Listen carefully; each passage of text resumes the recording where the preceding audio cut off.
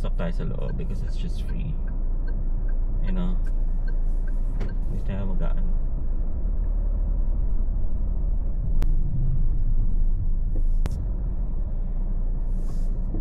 Yeah. Not going to anywhere. Kasi yung ano eh. Okay, we're now here at the Parkal Mall. Free pala dito guys ang parking. So there, pupunta na tayo ng Visa Center for the biometrics. Okay guys, I'm now here at the Parkal. So I just had my biometrics submitted.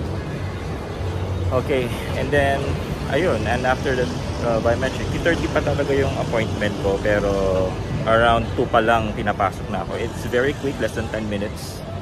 Wala namang masyadong pila. At wala nang pila. Totoo sa inyo, technically walang pila.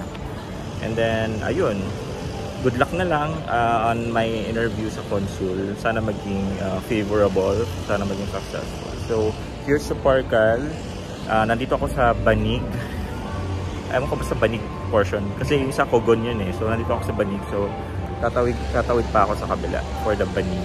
Ay, hindi, for the Cogon. And then, nandun kasi yung matcha. Alright. Yung mga nilalaman na matcha review.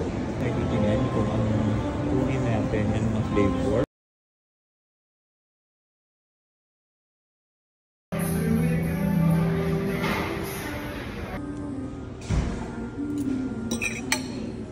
Okay, libutin lang natin ulit yung Parkal kapag may magandang news na. Okay, for now, kailangan ko nang pumunta ng office kasi habang tumatagal lalong tumitindi ang traffic. Okay. Let's go back doon sa parking. Yan, yung may mga nakatayo na yan. Diyan maghihintay. Hihingi ng ticket.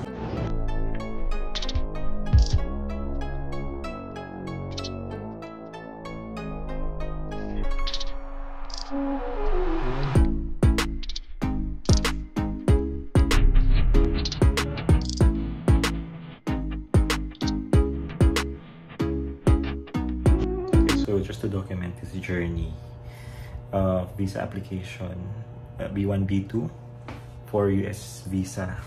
Nandito ako ngayon sa Aero Hotel. So nakarating ako ng around 11 PM. Ayun. Hindi ko alam kung matutulog ako. Well, matutulog ako. So yun yung mini tour lang. Okay, so okay naman yung CR nila.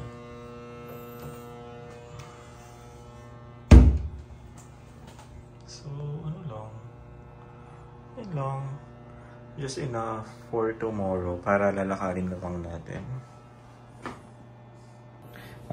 Kasi my schedule is set to 12:30 tomorrow. Pero alis tayo dito ng medyo maaga. Like 11 pa lang siguro. So meron pa lang amenity dito. Ayan o. May toothbrush, na to, toothpaste, shampoo, conditioner, and soap. Alright. So I'm checking out now. Time check, it's 10:15. Maglalakad lang ako going to the embassy. No, ang schedule ko is around 12:45 pa, pero sabi minsan nagpapasok sila ng maaga.